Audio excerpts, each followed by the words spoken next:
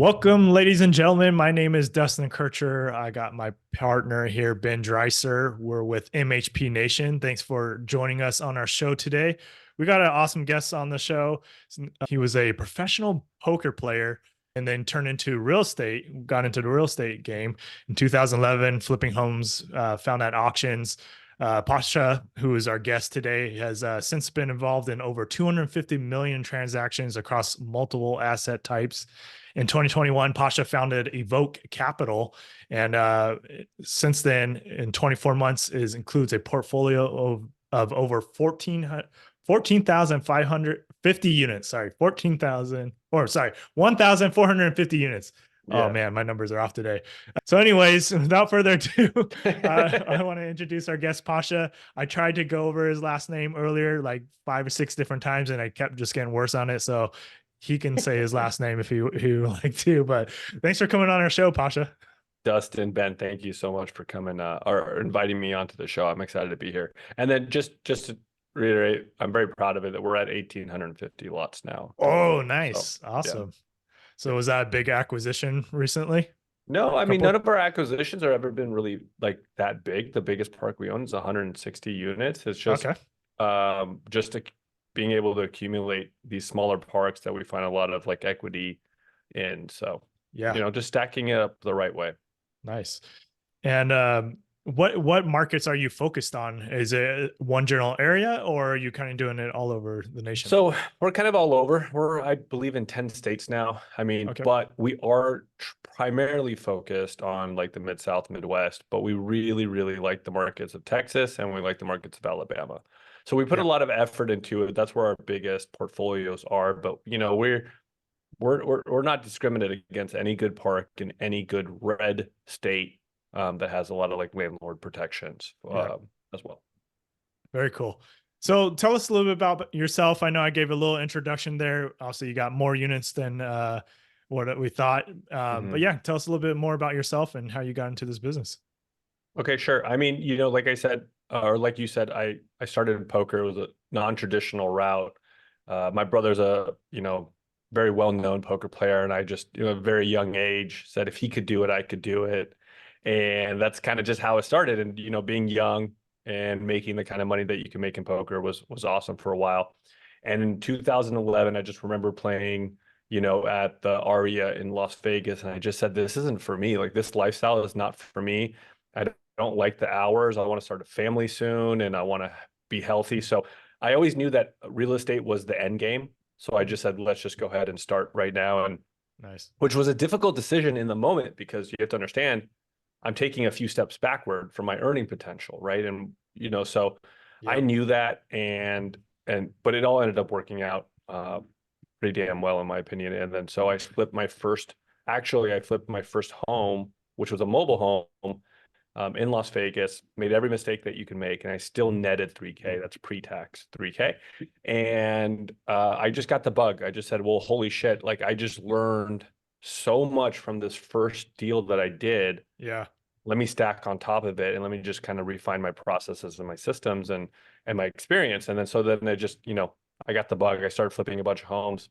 My wife and I wanted to move to Los Angeles, moved to Los Angeles and I started doing land up construction. I just saw that there's a path of progression, never done it before, but I knew there was an opportunity, bought a bunch of cheap land and had to learn how to do hillside land up construction, Mm. and so I did that for about 5 years, which was awesome. Yeah. Lots of headaches, very slow. LA is not a great city to work with. And then, as the family was coming to fruition, I just said, well, I need passive income. And I started buying a few apartment complexes in Kansas. Okay. And then my, now partners convinced me to buy my first mobile home park. I didn't want to. I had all the stigma around it, like, Yeah. all the bad rap, that you get about mobile home parks. I've heard horror stories. And I just said, no, it's not for me. I'm just gonna stick to multifamily. But it was very alluring. I mean, the cap rates were better, the cash flows were better. It's a stickier tenant base. Hmm. So we bought our first one, and that one kind of blew my apartments out of the water. And I just said, "There's something here. If I had that stigma on it, I'm sure others do." And then and then it just kind of progressed. So I just kept buying my own properties until I ran out of money.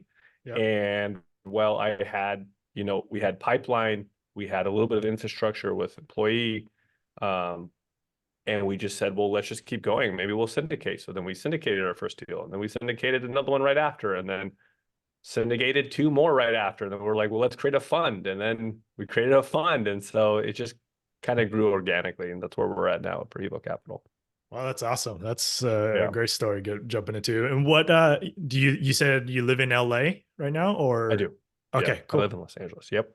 Yeah, that's where Ben lives in LA, and I just moved from San Diego, and now I live in the Bay Area. So we're So we all pay high taxes, and we're all surrounded by a lot of homeless. It's great. Yeah, but exactly. The weather is superb.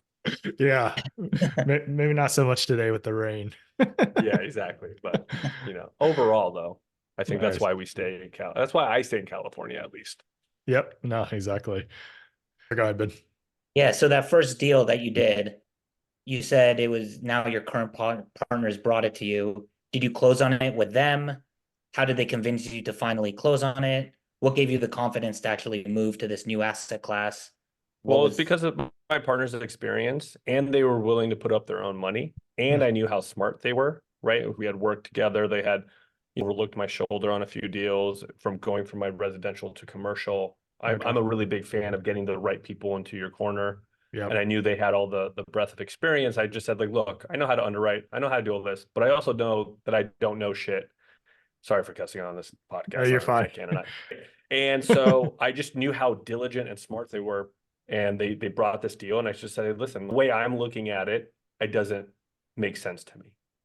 But I also know what I don't know. And if you guys are willing to put your own money into this, then let's go. I trust you guys. And that's what happened. Obviously, I did the research. I understood the numbers. I looked at the performance, how you digested everything and dissected everything. And that's how we did it. And so it was a great little 23 unit deal in Tuscaloosa, Alabama. Very cool. Yeah, so you made a key point there. Don't know what you don't know. And so you can learn it all, right? And theoretically think you got it down, but until you actually get into it, you realize, oh man, there's so many different things. So you were smart and you found people to work with that knew more than you, right? Or been involved in it. And that's what we're doing. That's why we encourage people to listen to the show is like, go out there and find somebody that you can partner with, even if it's taking a hit on the equity portion of it. You're going to learn so much more and have less of the headache of and the potential of losing money, right? So it's. I had a friend of mine tell me, he's got a mentor, but a friend of mine as well. He goes, Pasha, you are an idiot if you think that out of the 8 billion population, someone can't do your job better than you. And I just said, absolutely correct. And that with the time conversation, there's just people who are smarter than you in certain aspects and like to do other things. And so I know my weaknesses, but I also know my strengths as well too. Yeah. So a little bit about that, first park, and did it go as well as you planned? Was there hiccups? Oh, better. Okay. Cool. That went better. I mean, I guess hiccup that we had was the financing, because it was our first deal working with our first broker.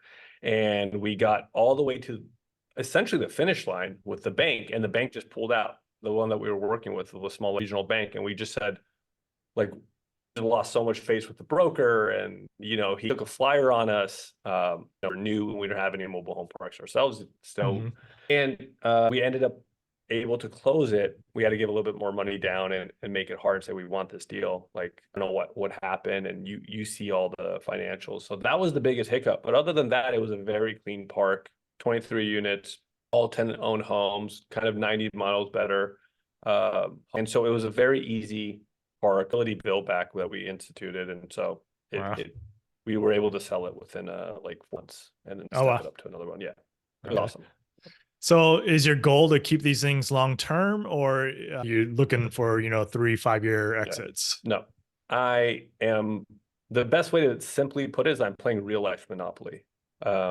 Keep giving this example to people. It's like the mobile home parks that we find we can get all of our investment capital back by year 5, right? Hopefully sooner if we could do our job better than pro forma. Now, the thing is that, so let's say you're getting, amount of cash flow. Let's just say you're getting about 10% cash flow, just for easy numbers on the Yeah. property. But when you refi, your cash flow goes to 4%. Most people look at it as, oh, I'm going down 4%. Well, it's like, well, no, you can take your money and go buy another property. Yeah. If you start at 6% cash flow, you're now getting 10% cash flow, and now you have double the assets. That's going to appreciate with time. Yep. Right. And so really do believe in the snowball effect. We are Yeah. not in the camp of selling, and we will keep accumulating. I plan on making Evoke Capital one of the largest holders of mobile home parks. In the Nice. nation. I Yeah. love that. Yeah. So it's you kind of as like what blended returns or IRR basically at that point. Is that kind of what you're talking about? If you're taking out the capital, now you have no capital tied to that property, and now you're just going to go buy another park. Yeah. And you blended returns basically. Yeah. You look at that. Yeah. We look at it on a deal to deal basis. We don't ever do an analysis for blended IRRs. I think we like to keep it as simple as possible. But yeah, that way to look at it. I mean, I want to be in the camp of accumulating as much assets, good assets that's paying for itself, that you can in America, in my opinion. Yeah. Can you tell us a little bit about like that first syndication, how you structured it? Sure. When you refied, did the equity percentages stay the same, and kind of how like you structured that one, and if it changed once you went into the fund model, how Sure. kind of First syndication we did was done 18 months ago.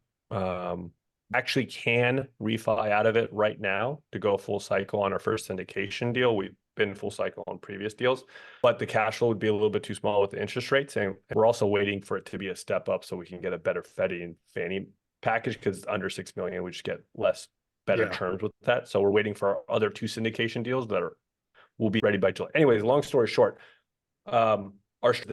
we gave an 8 pref, and then we don't touch anything at all over the 8 pref, and until all capital is paid back 100%. It's called a European waterfall. And then from there on, we go 50-50, and we just keep it in perpetuity forever. And obviously the investor will get the prorated amount for their investment on that 50%. So we also investing alongside the LPs in every single deal that we do. So okay. Yeah. If we're able to refi right now, we'd be able to return back 110% of all capital of the investors. So amazing. Nice. Very cool. And so obviously you had amazing growth in a kind of a period of time. What has has been the biggest key to that? I know that you partnered with, but what else does your team look like? Who else is doing? Well, we have a head of acquisitions. We have a whole team now. We have about 20 full-time employees. Oh, wow. I think Nice. the number one determining factor for us is that our speed of execution. We can get a deal, and if a broker calls us, we will get notes to you and say that yes or no, we can buy this within a few hours. We're just our speed of execution. Brokers like that. That's why they give us a lot of the first pick, because we're also super diligent in our analysis when we give to them, and we tell them the reasons why, where we need to be and all that, right? Brokers really actually like that feedback. Yeah.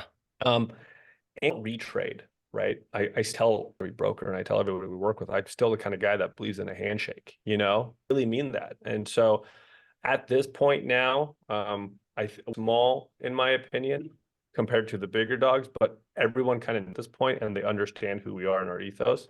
So we've never backed out of a deal just to back out of a deal. We don't ever retrade. We are very conservative in our underwriting. So we always put a lot of space for CapEx, and we always come back unless there's obviously super major issues, which they're in, and we walked away. So it's the speed of execution and just doing what you say.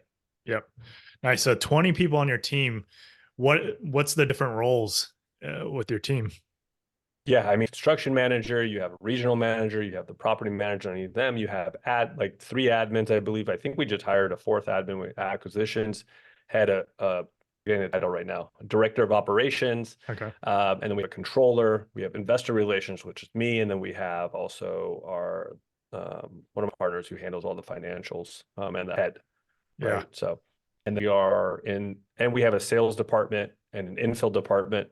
It got built out, man. Like it's think about it truly, because it quickly, but it happened organically. It was just like, oh, we need this. Oh, we need to fill in this need. Oh, we need systems. Let's go implement all these. And so it's been fun. That's part of being an entrepreneur. It's like just solve problems. Yeah. I mean, from an investor to a business owner at this point. We did. Yeah. Yeah, it happened knowingly, but we also do know, we really stand by this belief is that we're going to regret not buying these opportunities 10 years from now. So it was kind of to do it saying, well, we can't turn this off. We'd regret it too much. Yes. And how many partners is it? You and one other or two other? Two. Okay. So principals in the deal. Nice. Yeah. Very cool. And so with every deal you're looking at right now, even if the note makes sense as they're pitched to you, you're getting some kind of LOI on what makes sense for you guys. So I know a lot of people turn in a ton of LOIs. We typically don't just blanket LOIs out. We're pretty close. We try to establish our relationship with the broker and work hand in hand with them and say, hey, where do we even need to be? Like, I don't waste your time. Don't waste our time. Like, are we even in the ballpark? Should we write this LOI? Once we even get to that point, then we write LOIs. We still have a target goal of writing about 50 LOIs per quarter. So still a good amount. But we try to make it quality LOIs instead of just blanket LOIs. Yeah. Nice. Still a very good pace. It's almost like about 3 a week. Yeah. Right now it's slow. I don't know if we're going to hit this quarter. We're actually at 6 out of 50 for this quarter, but it's been slow. Like, they're just been slow for a while. It is what it is. Yeah. And lots changing, and all that. And you see a lot more, I think, parts with high days on market. So it's not just you guys that obviously are not seeing the value on that, right? Yeah, it's everyone. It's all sector wide. It's all real estate wide. In fact, your acquisition specialist or employee, does he focus on reaching out to brokers? Is he going direct to park owners? Brokers. Is he the one responsible for underwriting, or no? That's going to differ. Yeah, he is. Yeah. Oh, does it? And I know there's like, the way we like it, we want them to have that contact. If he has a question, call the broker. Constant contact with the brokers. Being on top of mind is really important for brokers. And so we always want that constant communication. And then, like, the thing is that the mobile home park kind of a little small. Like, once you get to a certain point and size, multifamily, it's a little different. There's like hundreds of brokers in every market, especially the big market. So, but once you kind of down in mobile home parks, everyone kind of knows the point, right? And so we want that constant communication. We will, in our development, right, in our next few hires, there will be another just underwriter specifically, but we're not there yet. We're almost there. Got it. And you said you're investor relations for the company. So the connections of bringing capital for the fund. What do the other two partners do company? Well, one handles the operations and one handles all the acquisitions. Okay. Finances. Cool. So you got 3 departments basically. We got the 3 different departments covered. Yeah. And we all have what we do. And it's like, love it. Yeah, it's amazing. Yeah, it's a great partnership. Nice. So go ahead, Ben. Is that how it started? Deal number 1 with the partnership? Were those kind of deals? When we first bought our first property, it was just kind of, all right, well, you handle this because you're better at it. All right, I'll handle this. And we just really organically fell into each role that we were, because obviously it's kind of, you will gravitate towards that, right? So yeah. And it's fun seeing how this has grown. And then now the most interesting part of it is now it's a company. There's, with a few investors just kind of finding these great deals and just making it work, right? Because we had time to do it. But now it's like, oh shit, we have a whole company. What's the culture like? What's all our systems, SOPs? What's this? How do we, I actually really enjoy it. Nice. I'm curious, a team of that size and, units, the income to produce something like that, is it coming off the cash flow of the parks that you own, or it's a pretty heavy overhead cost, right? I've had 8 employees in one of my businesses, and that was a pretty heavy overhead cost. So we are the property managers, right? So we're vertically integrated. So that 8% we charge covers that, but we don't really make any money off of that. To be just quite frank, I mean, a lot. Yeah. So. No, that's a great way of structuring it. So the vertical integration to cost and bring it in-house, we have more control. 100%. And then when you expand to being one of the biggest, players in the sector, like you said, then you start things leveling out and growth basically is what it comes down to. Yeah, I think at the point right now, we've invested so much money, time, and effort into this slow period of time into our infrastructure to make sure that we can keep scaling into the future. And we made a lot of hard decisions of hurting our short-term cash flow and even coming out of our own pocket to make sure that this company is built the right way. We are admittedly overstaffed right now, but but I would rather be proactive than reactive. And we found some really, top players. Yeah. And so we're just not going to let that opportunity pass us by. And it kind of also psychologically pushes you to perform even better and make sure that you're getting, but no, I agree. I think, right now taking some hit, not, pull from the cash flow or the cash that's you got making to expand is you're looking at a long-term picture. And so most people don't look at it that way. And that's where struggle to grow. Yeah, it's the hardest thing to do, but it's the right thing to do. When you know what exactly you want 10 years from now, you can easily make the decisions today, but you've got to be really clear about that. Yeah. 10 states that you guys are operating in, obviously, types of parks are going to vary, with sewage and stuff like that. Is there any sewage systems or utility systems or water that you shy away from, or are you looking at every single kind of park? All of our syndications and inside of the fund has been city utilities. Okay. The one that we will touch for our deals is potentially septic. And then even then we're really diligent on the septic systems, right? If it's one big septic, is it individual septics? And then we don't want to run any problems because they're headaches. We will shy away from any other kind of sewer system. We just, for scalability and to build the business in a scalable way, we just got to shy away from those. That's impressive. So 1,800 plus units in all city sewer. Well, there's one on the lagoon, but that's privately held between us. But that's in pristine condition. So, and that's what gave us the confidence to do it. But again, for any of our deals that we bring to investors, we just want city utilities. Yeah.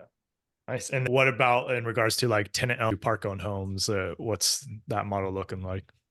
So right now we have 202 park-owned homes throughout our whole portfolio. We don't like park-owned homes.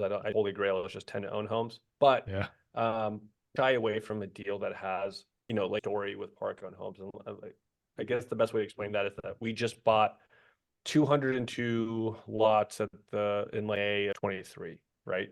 But they're essentially all park-owned homes. But we also owned in the market. We knew that our park-owned homes at the other park, which wasn't as good as these parks, were already renting for 250 higher than what was already there. Secondly, these are all 2000s and over models of homes, and the roads were paved perfectly and everything. So there was a story there, and we just said, okay, we can take these, homes down, but we don't like it. The plan is to sell them on 21st program or RTO them. Got it. So then when you're evaluating these parks, then you're just evaluating them based off of the lot rents if they had park-owned homes in there. I think it's expert on the underwriting, but we do know that if we ever want to go to a refi or a sale, it's only going to be on the lot rent. Yeah. What we do is on a park-owned home is that if, let's say, all rent is 750, when we go to RTO, we don't use that amount. We're essentially saying, hey, we're going to annualize, what the price of this home is over 10 years. We won't charge you interest, but now it's yours. And all we care about is the lot rent, so that we're never reducing our income at all, or and that's the only thing we go from there. But that cash is still coming in, right? So you got to account for it. Yeah. Make Frank Rolf happy with your acquisition strategies. I'm glad. I was thinking the same thing. Would be Frank Rolf's favorite 1,800, and to have mostly tenant-owned homes and all like utilities. You have. It seems like your portfolio, even if in the future you wanted to sell to an institutional buyer, you have like the creme and probably can get incredible for your portfolio. We know it's funny because think about selling, but obviously the thoughts come to mind and you say, well, what if it's like 2021 and people are just offering ridiculous amounts? we do know that with the scale that we're at and where we pro forma, because we pro forma like all of exit cap rates to be around 7.5%, 8%, well, depending on the market, right? Mhm. But every broker who's ever talked to us has said, if you ever wanted to sell your portfolio, you could probably get 5 or 6 cap. And we're just like, that's great. But I do think in the long run, whoever sells loses. Yeah. It's funny, a buddy of mine went to the Frank Wolf boot camp just recently. I've never been to the boot camp. But yeah, I kind of likes that model. We're just conservative by nature, being in development. Yeah. You just learn. And when you buy homes sight unseen from auctions, I've just learned to do all my underwriting super conservative all the time. Yeah. So That's the way to do it. Yep. It's Mhm. awesome. Any like horrors so far that with the 1,800 units that you've purchased so far? Anything that you've like, oh man, definitely learned from that, or something that yes. you don't realize you're not going to do again? Yeah. I mean, always like just our asses, right? It Yeah. was always the property that comes to our mind. We bought a 3-park portfolio in Pittsburgh, Pennsylvania. And one of the parks, we hired a lawyer, went to the city and asked, hey, can we do a lot expansion for these 13 lots that are over there? And they said, yes, absolutely, no problem. Great, this sounds fantastic. Yeah. And the borough came in and was like, no. And they just adamantly opposed anything we were doing. And we knew that park had to do all new plumbing. And so the brutal thing about it was that anytime we had a plumber come out there to do any work on the whole plumbing for the existing lots, neighbors, and they've all riled up all the tenants there to call the cops and to call the city to stop all of our work because they thought we were actually expanding the water lines. And we're like, we're just fixing these. Like, Yeah. we get, you don't want us to do the 13 lot expansion. We get it. But they kept stopping our work. So that got delayed. That property, we're missing our pro forma by 1%. It was just, happens. That seems to be one of the hardest things we hear is dealing with the municipalities. It's like affordable housing, but then they're not willing to let you 100%.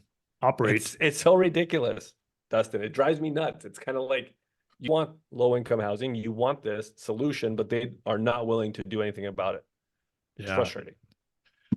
What would you say? How would you have done that differently, or anything you could have done differently that maybe would have made it successful getting the 13?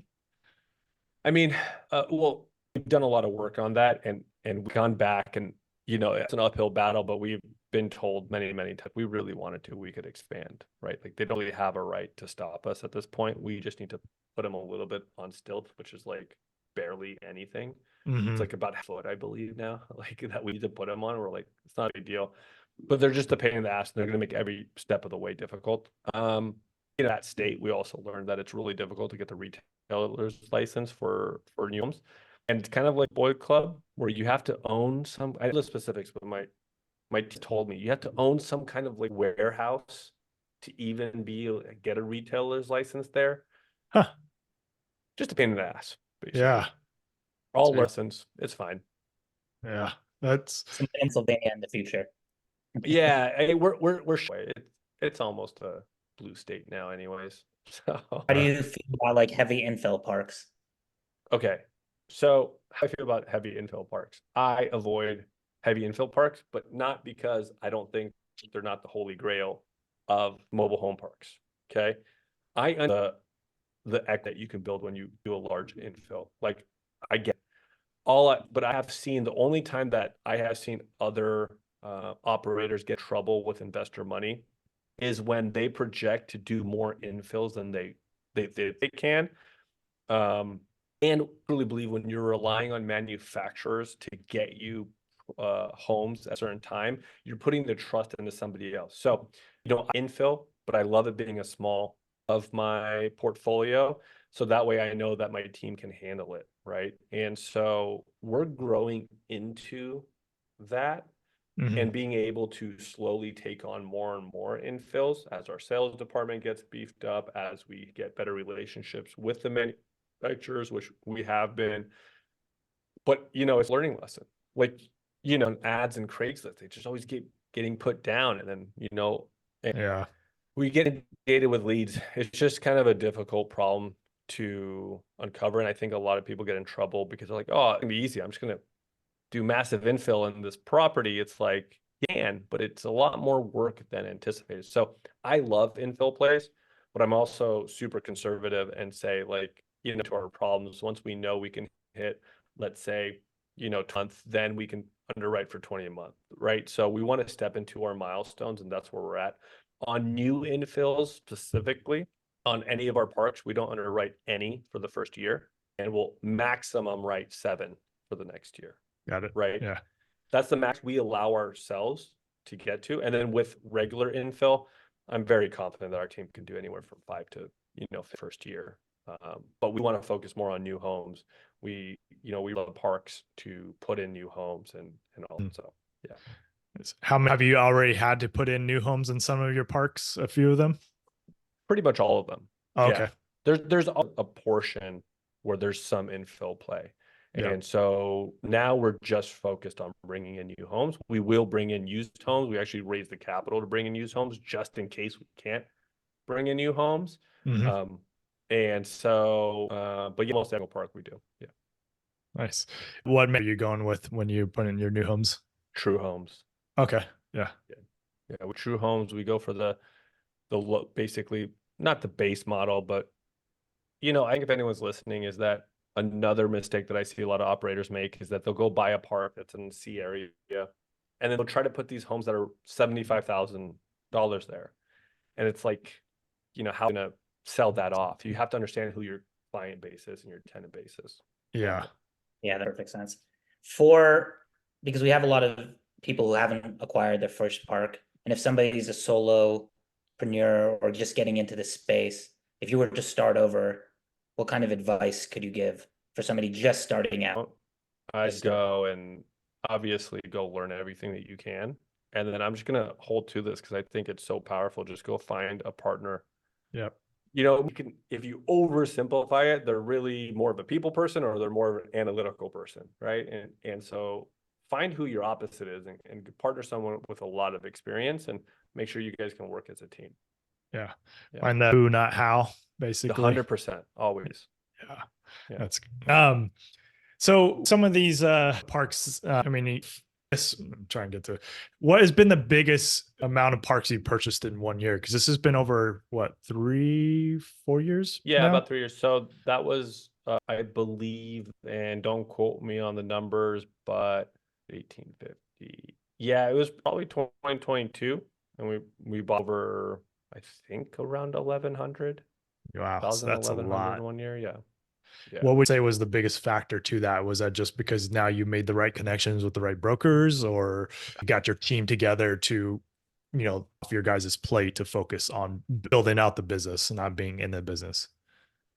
It was the speed of execution, right? Yeah. And that we were able to say, hey, we have a portfolio. We're more serious than, Jan and throwing rocks to see if anything sticks. And then we've also just been lucky. There's brokers who like to work with us because of how professional we are and how diligent we are. Over every single rock, and we are very, very done. We do, and we all helped out a ton of sellers with their own stuff. They're like, can you look at our other portfolio and give me advice? And there's one seller that we actually walked away from the deal because completely misstated how his parks were in every way, shape, or form. Yeah. And that with him for about 2 hours, telling him like, hey, what you need to do your park, this is what you need to do, because he was hemorrhaging money. So I think it's just our reputation. I wish I had a better answer for you, but that's one thing also to note about our business is that it comes in waves. There might be 3 months where we don't get anything, and then all of a sudden we'll get 4 deals all at once. It just comes in waves for us, always. Nice. Yeah. And with the mobile home park space, what would you say is the biggest lesson you've learned growing this quickly, and what should other people that are getting into it avoid or be looking forward? I mean, that goes into my mind just because I'm building the business. I mean, we scale so quickly, you want to really be sure you're surrounded by top talent and A players. Don't ever hire, don't ever skimp out on doing the due diligence on the people around you. There is no way in hell I could have built this without the people around me, because they're all such rock stars. Seriously, sounds cliche, but it's so true. Yeah. So that's number one thing, man. Make sure you surround yourself with really smart people and people who are really like passionate about this industry. Right. It's I fun. like that. So how do you find these writers? How have you were able to bring in the rock stars into your company, like your acquisition manager or the underwriter and all that stuff? Again, this goes back to what we were talking about earlier. We put money where it needs to be spent, and we hire a recruitment firm, Okay. and so that I am not good at hiring. And let's just be frank, I hate it. I hate the process of interviewing 30 different people, right? So we used to have it's very kind of, we'll have, put out an ad, siphon through off all the resumes, healed all of them, and then I'll interview all of them. But I'm still interviewing a bunch of people, and it's just tedious and hard. And I like to think of myself as I'm a pretty good people reader. I mean, I poker for a long time. I can kind of read lines from the most part. Yeah. The learning lesson I read, picked people who do recruitment, and I've really learned is I don't deviate from the model that I built out for that role, right? For example, if I, as acquisitions guy, right, or girl, and I say the model that I want for this person is I want them to be a higher analytical score, and I want them to be somewhat already like a self-starter and driven. So I really that disc profile, and I stick to it. So, and where I want them to be. And so after the first interview, if I like the person, I'll take it, and then I'll see what the model kind of shows. And because I don't want anyone going against who they are naturally. Yeah. Right. So I really strongly stick to that. Plus, I hire a recruitment firm now, even though it's expensive. But man, does that pay off in the long run if you have the ability to keep them happy, incentivize them, and keep the culture happy, which is another part of the business, which is, fun. Nice. Yeah. Can you kind of question? I know from your poker experience, can you explain a few lessons? I'm sure there's a ton that you kind of that experience into the mobile home park. And then I also think I heard on a different podcast that you were on that you're actually writing a book on how poker Yeah. real estate. Can you talk about that? When is it? Sure. When can we get our copy? I'll send you guys a copy when it's out. It's probably going to be published by the end of this year. Awesome. I'm just working it right. There's a lot of re-edits and a lot of psychology that I'm trying to add into there, and things that fixated, I'm fascinated by. But this is about what are my lessons that I've learned from poker that I've adapted into my investing career, and really kind of just life. Things that set me or set poker players in general apart is that we always think in probabilities, and so which is just really like kind of we think long term. You have to, right? And we never think about making the incorrect short-term play. We're always thinking about what is the long-term correct play that you can do. One thing I talk about in the book is called game selection. That's what led me to mobile home parks. That's what led me within the niche that we're in. And it's about like, what do you want to play and how can you maximize what you're good at, and then mask your weaknesses, and just plays out in the investing career. And a bunch more in there too. And so one thing that often doesn't get talked about enough is when you're building a company in the poker world, I realized everyone gossips, and I hate it. It drives me nuts. Everyone talks about everybody else's wins and losses. Everyone talked about my wins and losses. It was just so people would know that I don't even know. They're like, oh, I heard you lost big. It's like, how? So, you take that into, if you're going to be a capital raiser, you have to understand that every investor loves to talk to every other investor about their experience with other operators. So you better damn well do right by your investors, damn right by your tenants, damn right by your employees, because even if you don't in the short run, it will catch up to you in the long run, right? That kind of goes back to my whole handshake thing. And so like reputation is vitally important. Always just be doing the right thing, even if it's hard. Yep. So, and then, yeah, there's gonna be more in my book, but awesome. Well, we look forward to reading that when it comes out. So one thing you did mention is, the reputation is everything. And especially, mouth for your investors. When you do good, one investor, they're telling other investors. And that was actually going to be one of my questions. We actually don't talk about this enough. And obviously, I've been in the real estate world for 20 years and lots of different private money lenders and stuff. But how did you go so quickly to your 1,800 units? and it was basically you had to raise funds. What was some of the techniques or things that you did to raise that amount of capital to be able to fund these deals?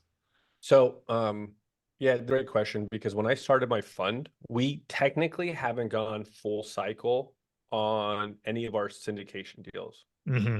Know that. So, like, inventory of where you are at stacked up against the rest of your competition, and imagine yourself as, okay, if I'm presenting this to another investor, how will the investor view me? Okay, simple Yep. questions. But not enough people do that. I think a lot of people who start off go and see what everyone else is charging and in fees and in structures and all that and say, oh, that's like normal. No, it's not normal because they have a track record. Yeah. They have following. They have years of experience, right? So when you're new, you need to really show how you're different or more investor friendly. So that's why we created the structure that we did. We're saying, hey, listen, outside of our little acquisition fee, because it takes a lot of work to get these things, Yep. we're not going to touch a dollar. We're going to bet on ourselves. Plus, secondly, on top of that, we're going to put in 20% on the LP side along with our investors. And so it grew organically. I would call some of the close friends who have been asking to invest with me for a long time. So, it's done. And the second deal, I had to expand a little bit more and get others. And again, but by then at that time, some of my first customers or my first investors wanted to reinvest me with the second one because of how detailed we were about what we were projecting about. Nice. So they reinvested on that one. When it came to our third one, which was really quickly after the second one, we were able to show that we were already starting to have some success with these first two deals. And we've now gone full cycle on our previous deals that we bought together. And then we also just made it investor friendly, right? And we knew we had a really great deal and we were able to tell a really good story. So it just kind of, with our fund, we said, well, holy shit, like we're just gonna create a fund. We essentially, we didn't give away the farm, but we gave away the farm. We knew that our product, apples to apples, we beat anybody else's returns. And we were so investor friendly. But we knew, again, this goes back to the long-term thing, we're gonna be around for 10 years. Yeah. And so I kept telling my partners, let's create this fund. Yes, we won't make all that much as we can, but trust me, once we get investors to understand how we operate and how we work, they're going to invest us with it in the future. And that's what happened. And then I have just a wait list for fund two, which is you got to do right by the people. Always. You got to do the hard thing. You got to always be authentic. You always got to be fully transparent. And that other thing for other operators, when you're starting off raising capital, be very transparent. This is my first deal. This is who I am, but here's my experience. This is how I know this is a home run. This is what I got. This is our best case scenario, probably middle ground. Be very transparent because investors need to hear that. And you don't want to lie and BS and get that reputation. Yeah. So, there's a reoccurring theme I hear when you're talking about is you're looking everything you do in your business is long-term thinking, which then, it catapults you. It's like the snowball effect. You set everything up, and you mentioned this earlier. You set everything up long term, and it's going to be slow. You're not going to get all the profits out of it in the beginning, but there comes a point when now all your systems, processes, and everything else in your business is rolling smoothly. Then it just catapults you. So, 100%. I mean, I believe, you got to be one of the biggest firms out there buying mobile parks. We will eventually, for sure. Yeah, doing it right. We're building it brick by brick, and I'm okay with that. Even though I'm quite impatient and I want faster results, we know that we need to slow down sometimes and say, hey, this deal is good, but this is not our kind of deal. And so, you know what? I'd rather say no to a deal that's mediocre, but could probably work. I want no brainers every time. So nice. It's about making the right decisions for the long run. Sure. So we're approaching about an hour here. We do appreciate your time. You've already shared tons of knowledge. So for those that want to get in touch with you or bring you deals, how should they reach out? Would love to be brought deals. It would be amazing. And would love to work out any kind of deal. We're not greedy, so we can make something work. You can email me at pasha@evokecapital.net. If you want to go to the website, you can. It's evokecapital.net. But yeah, if you just email me, I'll write to you personally. Cool. Is there a waiting list for your book yet? There is not a waiting list for my book yet. I actually, it's funny because I don't 100% remember which podcast I promoted that on, but I'm a little nervous about it. Like who am I to write a book about anything? And so I hadn't doing a good job promoting it. I'm really excited about the first chapter and the final revisions that we did. And it's kind of, we work with the ghostwriter. He like doesn't hit mark in the first one, and then I'm like, hey, this is the feedback. This is kind of harsh, but this. And so it's about like in the seventh revision, and I think this is the one, and I'm really excited about it. So no wait list for that. We'll see how it does.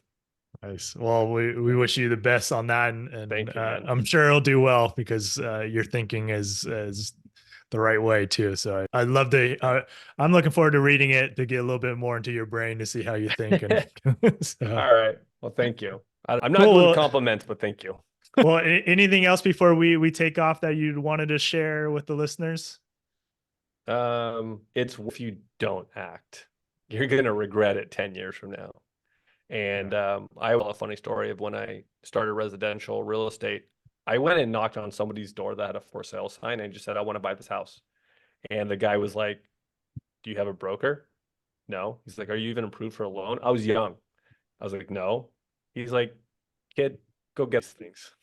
And so I had like literally like nervous I was to even walk up to a door. I just didn't know how to work. And I was just I just did it. But then you learn, right? So just go learn, go take the experience and start learning. I love that. It kind of sounds like when I first started. I started in college and had kind of really no clue what I was doing, but I door knocked on some doors, and I was wearing and this is in California in Chico where I went to college, and it was 100 degrees in the summer, so everybody's home, and I'm knocking, and I'm in a black slacks and a nice collared shirt with my briefcase. Everybody that opened the door is like, who's it? He has no clue what they're doing. But you go out there and you do it and you learn. You just learn. It's just so funny to think about the situations I put myself in of where I looked like so wide-eyed, like I had no idea what I'm doing. Yeah. But it's worth it, Yes. Yep. Oh, cool, man. Well, thanks again so much for coming on our show. I appreciate you sharing everything that you're doing and the knowledge that you've learned being in this industry. So thanks, guys. Appreciate it. Man. Thank you. Thanks so much.